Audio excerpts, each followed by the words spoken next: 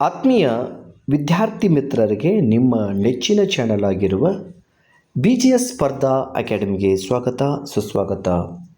ಆತ್ಮೀಯ ಪ್ರಥಮ ಸೆಮಿಸ್ಟರ್ನ ಪ್ರೀತಿಯ BA ಹಾಗೂ BSW, BCom, BCA, BBA, BSc ಪ್ರಥಮ ಸೆಮಿಸ್ಟರ್ನ ಈ ಎಲ್ಲ ವಿದ್ಯಾರ್ಥಿಗಳಿಗೆ ಒಂದೇ ರೀತಿಯಾದ ಕೌಶಲ್ಯ ಕನ್ನಡ ಇದೆ.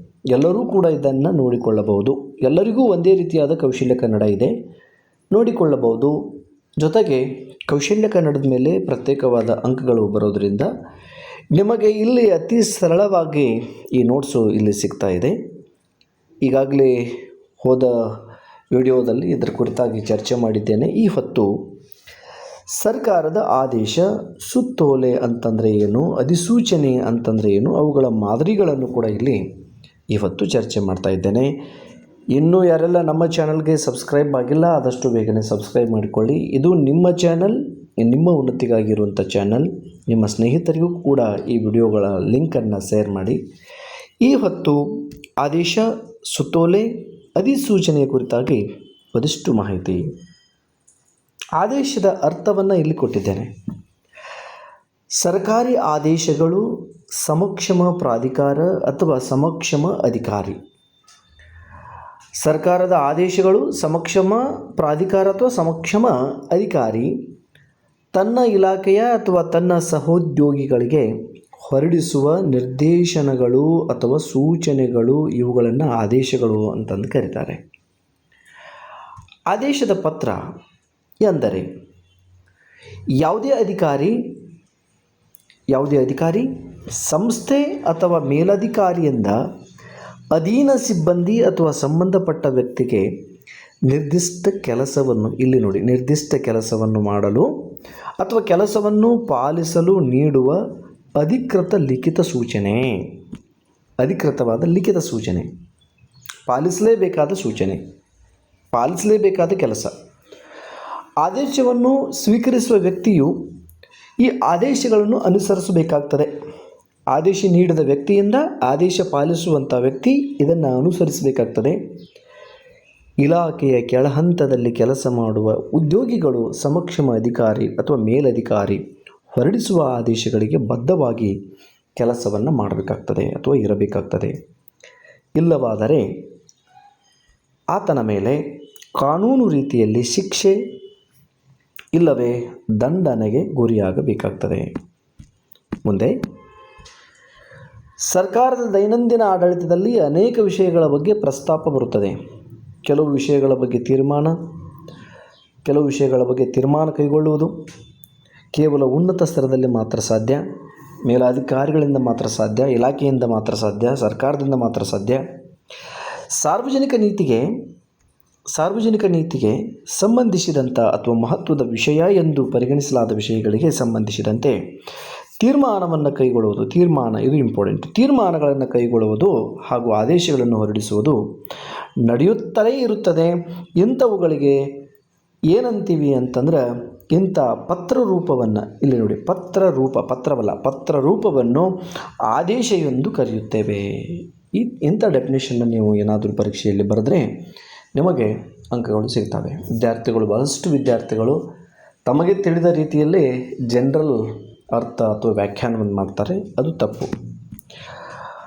ಮತ್ತು ಅದರ ವಿವರಣೆ ಮುಂದುವರಿದು ನೋಡೋಣ. ಕಾನೂನು ಮತ್ತು ಸರ್ಕಾರಿ ಆಡಳಿತದಲ್ಲಿ ಸರ್ಕಾರ, ನ್ಯಾಯಾಲಯ ಅಥವಾ ಅಧಿಕಾರಿಗಳು, ಇಲ್ಲಿ ನ್ಯಾಯಾಲಯವನ್ನು ಕೂಡ ನಾನಿಲ್ಲಿ ಕೂಡಿಸಿದ್ದೇನೆ.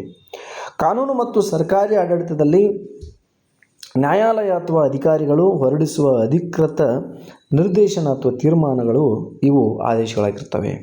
ಇದನ್ನು ಹೊರಡಿಸುವವರು ಸಾಮಾನ್ಯವಾಗಿ ಸರ್ಕಾರಿ ಕಚೇರಿಗಳು ಅಥವಾ ಸರ್ಕಾರಿ ಅಧಿಕಾರಿ, ಹೈಕೋರ್ಟು, ಸುಪ್ರೀಂ ಕೋರ್ಟು ಮುಂತಾದವುಗಳು ಈ ಆದೇಶಗಳನ್ನು ಹೊರಡಿಸ್ತವೆ.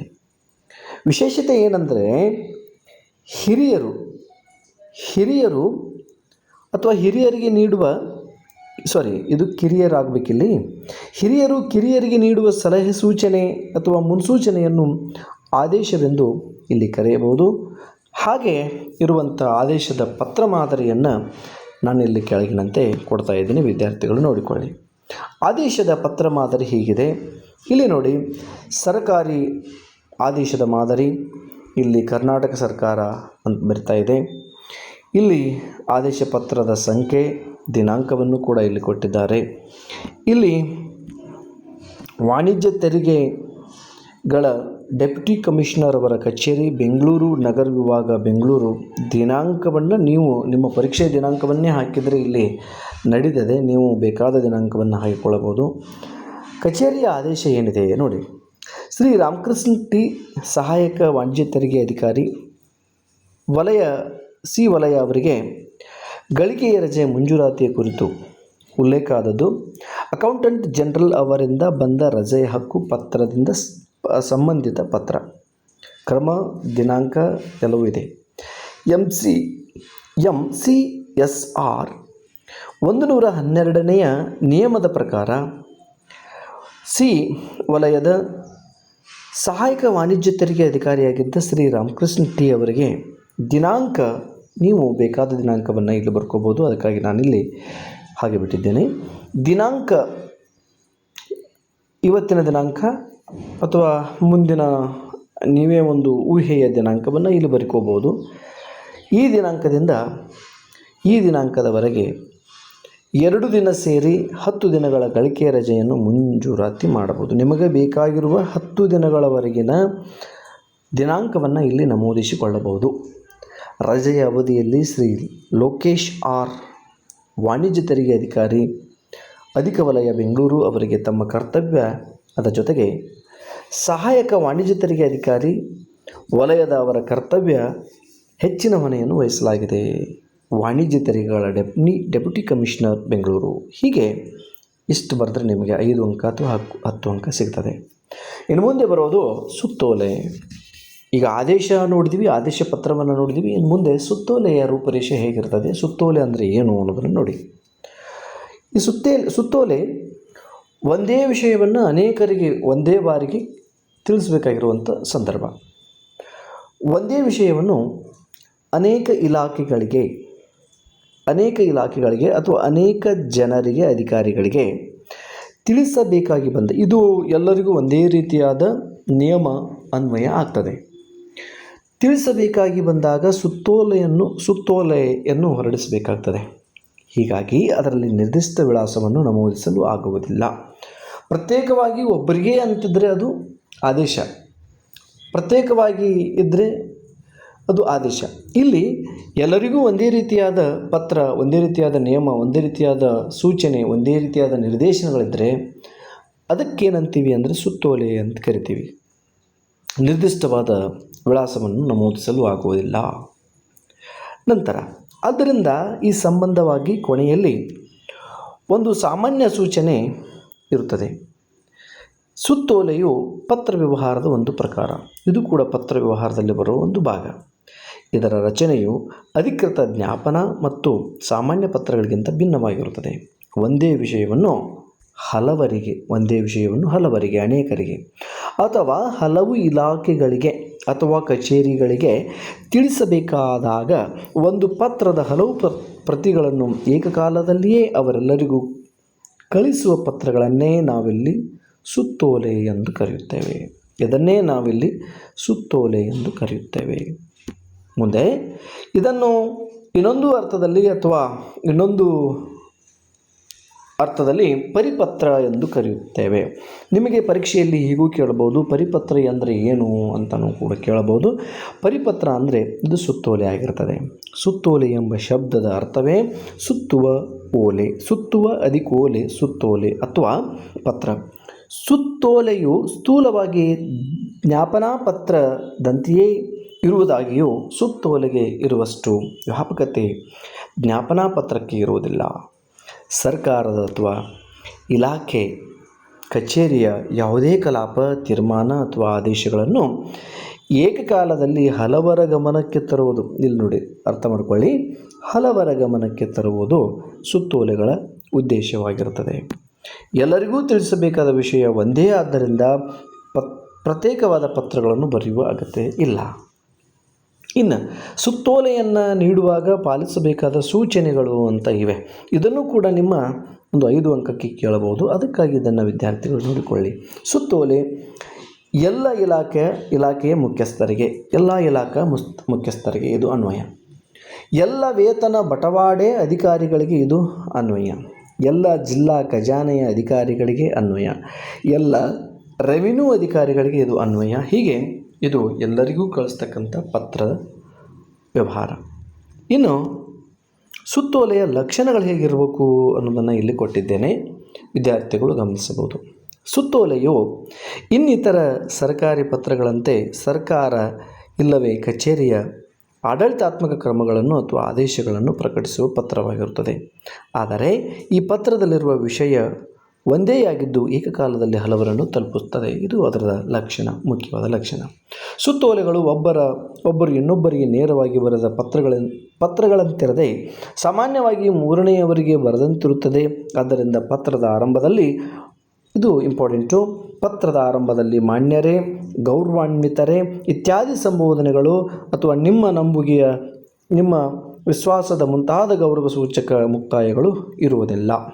ನಂತರ ಸುತ್ತೋಲೆಯು ಇತರೆ ಸರ್ಕಾರಿ ಪತ್ರಗಳಂತೆ ನೇರವಾಗಿ, ಸರಳವಾಗಿ, ಖಚಿತವಾಗಿ, ಸಂಕ್ಷಿಪ್ತವಾಗಿ ಅರ್ಥವಾಗುವಂತೆ ರಚಿತವಾಗಿರಬೇಕು. ಸುತ್ತೋಲೆಯಲ್ಲಿ ನೀಡಲಾದ ಸೂಚನೆ, ಆದೇಶಗಳನ್ನು ಸಂಬಂಧಪಟ್ಟವರು ಪಾಲಿಸುವುದು ಅವರ ಬದ್ಧ ಕರ್ತವ್ಯವಾಗಿರುತ್ತದೆ. ಸುತ್ತೋಲೆಯ ಪ್ರತಿ ಪತ್ರದ ಮೇಲೂ ಸಂಬಂಧಪಟ್ಟ ಅಧಿಕಾರಿಯ ಸಹಿ ಇರಬೇಕು. ಸಹಿ ಮಾಡಲು ಸಾಧ್ಯವಿಲ್ಲ. ಆದ್ದರಿಂದ ಆತನ ಸಹಿಯು ಯಥಾಪ್ರತಿ ಮೊಹರನ್ನು, ಸೀಲ್ ಅಂತೀವಲ್ಲ, ಅಚ್ಚು ಅಂತೀವಲ್ಲ, ಅದನ್ನು ಹಾಕಿ ಕಳಿಸ್ಬೋದು. ಮೊಹರನ್ನು, ಅಚ್ಚನ್ನು ಒತ್ತಿ ಕಳಿಸ್ಬೋದು.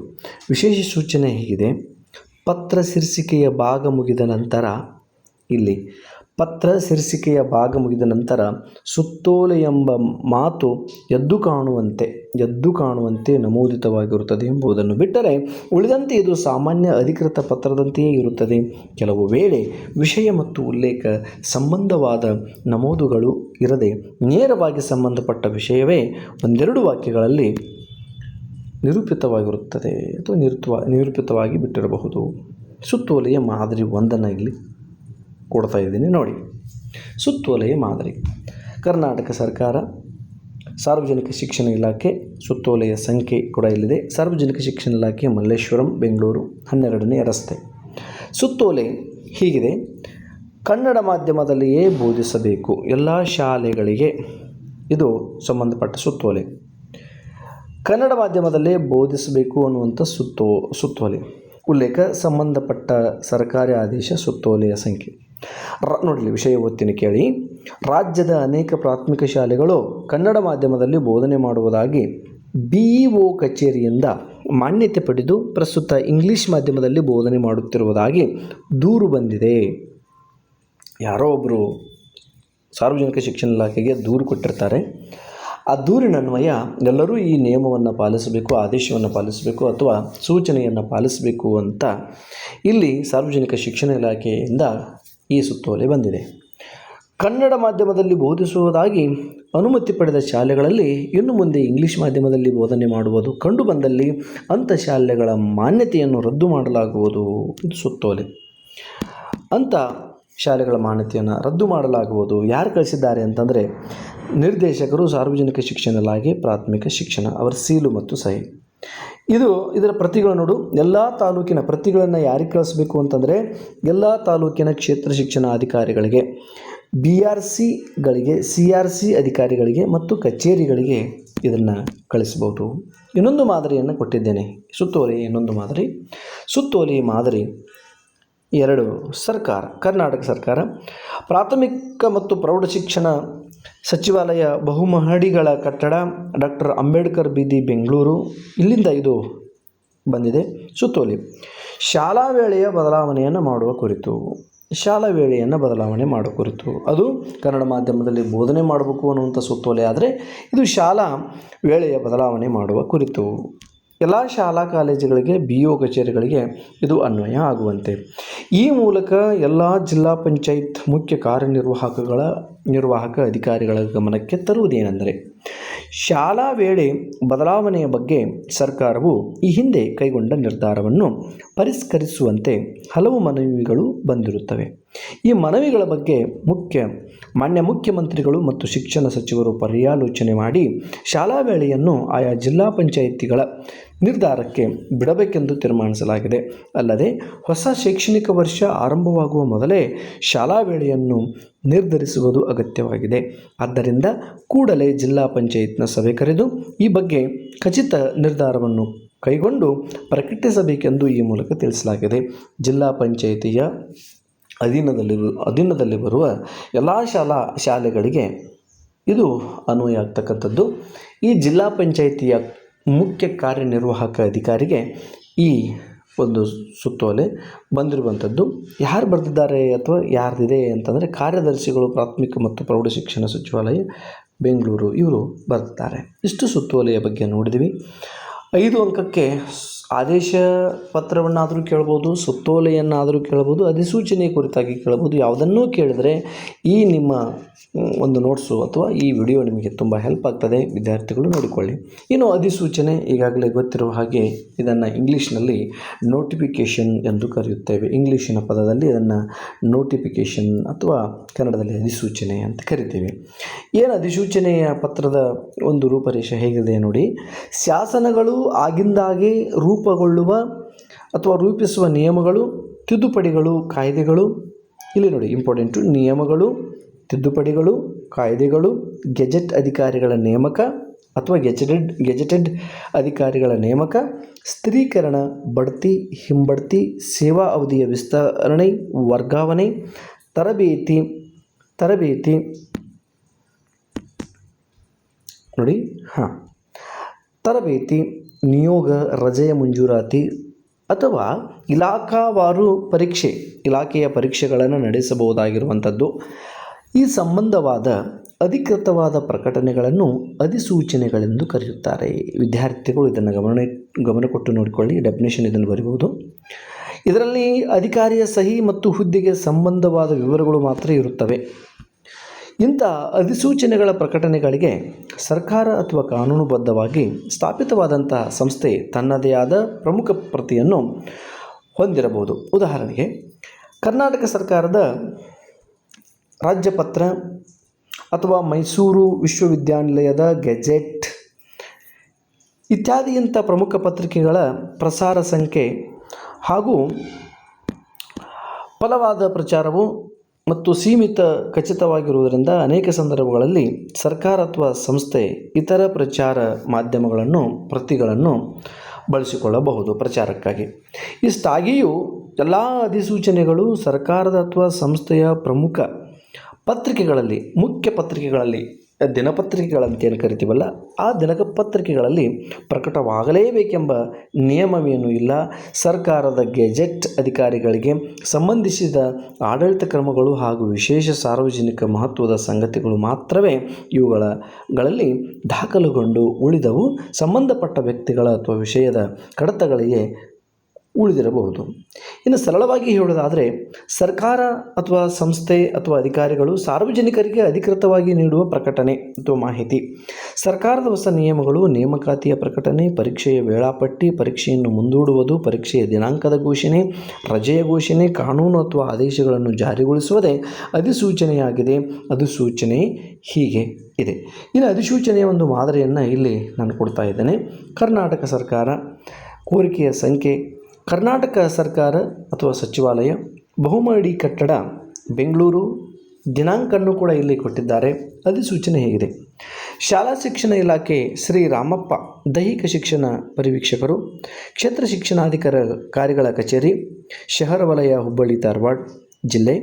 ಇಲ್ಲಿ ಕರ್ತವ್ಯ ನಿರ್ವಹಿಸುತ್ತಿರುವ ಇವರನ್ನು ಕ್ಷೇತ್ರ ಶಿಕ್ಷಣಾಧಿಕಾರಿಗಳ ಕಚೇರಿ, ಚಿಕ್ಕೋಡಿ, ಇಲ್ಲಿ ಖಾಲಿ ಇರುವ ದೈಹಿಕ ಶಿಕ್ಷಣ ಪರಿವೀಕ್ಷಕರ ಹುದ್ದೆಗೆ ಸಾರ್ವಜನಿಕ ಹಾಗೂ ಆಡಳಿತಾತ್ಮಕ ಹಿತದೃಷ್ಟಿಯಿಂದ ತತ್ಕ್ಷಣ ಜಾರಿಗೆ ಬರುವಂತೆ ಹಾಗೂ ಮುಂದಿನ ಆದೇಶದವರೆಗೆ ವರ್ಗಾಯಿಸಲು ಆದೇಶಿಸಿದೆ. ಮಾನ್ಯ ಮುಖ್ಯಮಂತ್ರಿಯವರಿಂದ ಅನುಮೋದಿಸಲ್ಪಟ್ಟಿದೆ.